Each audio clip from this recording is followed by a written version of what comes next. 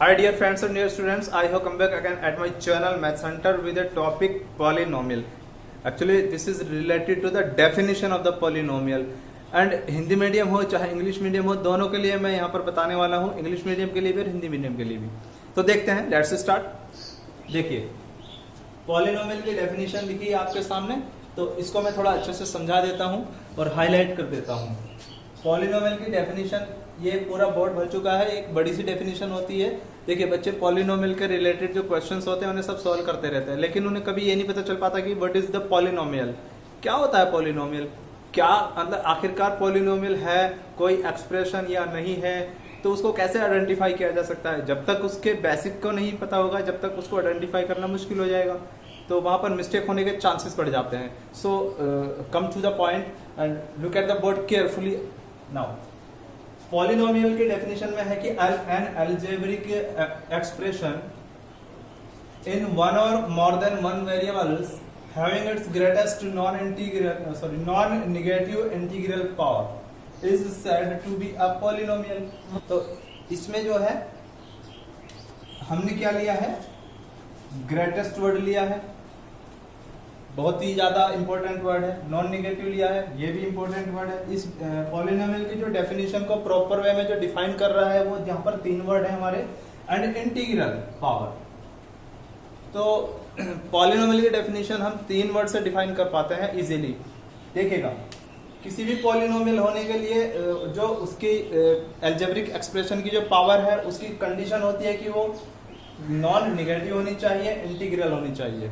कैसे हो सकती है, एग्जांपल से आपको अच्छे से समझा दूंगा। फिर से इसको मैं एक बार पहले हिंदी में एक्सप्लेन करूंगा। An algebraic expression in one or more than one variables having its greatest non negative integral power is said to be a polynomial. यानी नॉन नेगेटिव का मतलब होता है पॉजिटिव, वो पॉजिटिव होनी चाहिए, और इंटीग्रल का मतलब होता है पूर्णांक होनी चाहिए। ठीक है, चलिए इसको थोड़ा हिंदी में हम थोड़ा सा लिख देते हैं आपके आसानी के लिए।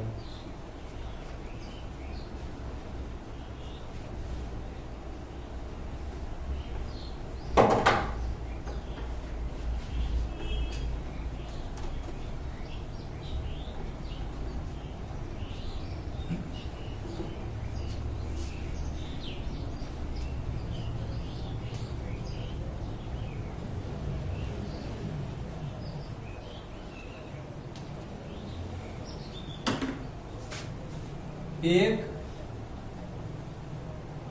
या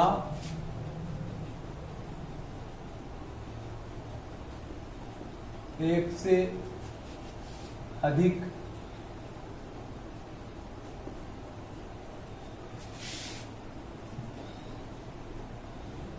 चरों वाला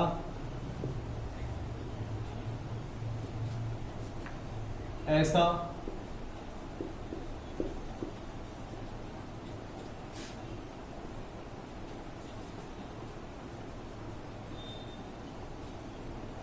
बीजीय व्यंजक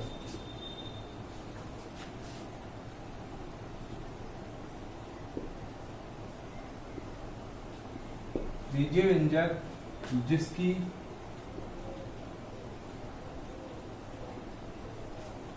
अधिकतम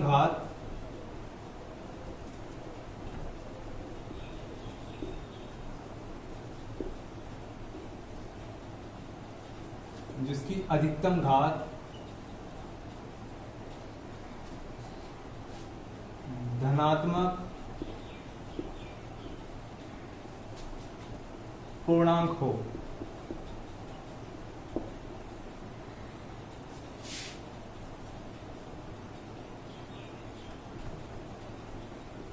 उसे बहुपद कहते हैं।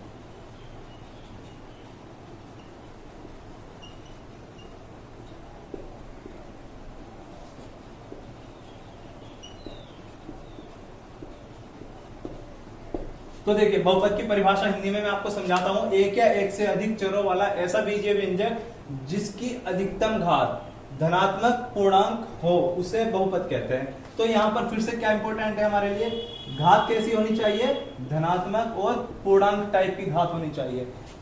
इसको नोट कर लीजिए। इसके बाद में मैं आपको एग्जाम्पल बता रहा हूं, एग्जाम्पल से थोड़ा और बेहतर समझ में आपको आएगा, क्लियर हो जाएगा।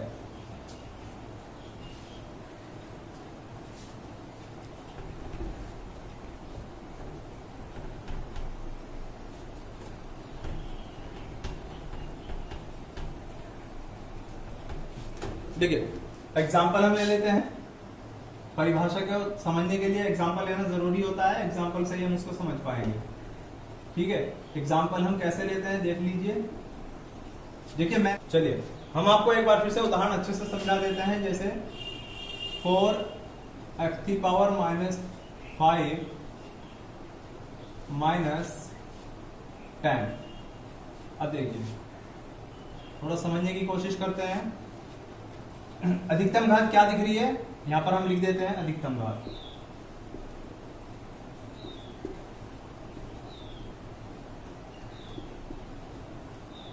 अधिकतम घात यहां पर -4 है, तो -4 का मतलब है कि ये पॉलिनोमियल नहीं हो सकता, ये बहुपद नहीं होगा, क्योंकि माइनस में है। हमने शर्त रखी थी कि धनात्मक घात होनी चाहिए, घात कैसी है, धनात्मक नहीं है, मीन्स नेगेटिव है, तो ये पॉलिनोमियल नहीं है। चलिए एक एग्जांपल और ले लेते हैं, बहुत सारे एग्जांपल से मैं आपको समझाऊंगा। एग्जांपल कई लेने पड़ेंगे। देखिए सबसे पहले हम देख लेते हैं 7y⁻1/4 - 3y + 7। चलिए यहाँ पर हम कुछ भी लिख सकते हैं, नो प्रॉब्लम, 32 लिख देते हैं, दैट्स ओके। तो यहाँ पर अधिकतम घात जो आ रही है, देखिए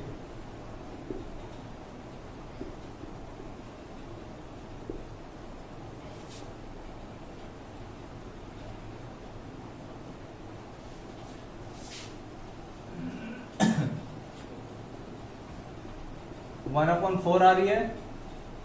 1/4 का मतलब क्या होता है, एक नॉन इंटीग्रल टाइप का ये नंबर है, यानी कि ये पूर्णांक नहीं है, ये एक फ्रैक्शनल नंबर है, इसे नॉन इंटीग्रल कहते हैं, अपूर्णांक कहते हैं। मतलब ये भी पॉलिनोमियल नहीं होगा। ये क्या नहीं होगा, पॉलिनोमियल नहीं होगा। तो समझ लीजिए ये पॉलिनोमियल नहीं होगा। अब बहुपद होगा, अभी तक तो मैंने बहुपद नहीं होगा ये समझाया था। बहुपद होगा या नहीं होगा, इसके लिए फिर बहुपद क्या हो सकता है, जैसे 3y⁴ - 7y⁴ + 84। तो यहां पर देखिए ध्यान से, यहां पर अधिकतम घात क्या बन रही है आप बच्चों, तो आप ही बताइए।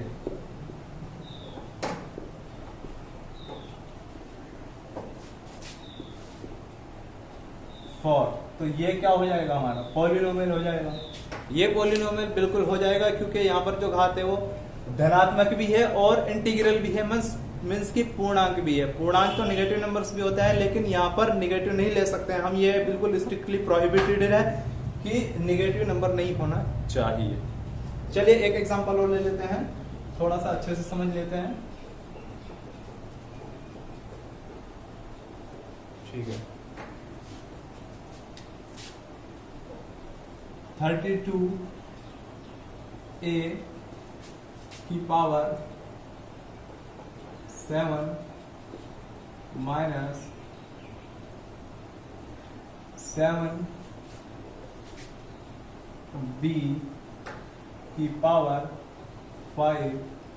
+ 3c। अब ये देखिए किस तरह का पॉलिनोमियल है। इसके अंदर अधिकतम घात हम देख रहे हैं एक ही घात जो है, तो अधिकतम घात क्या है,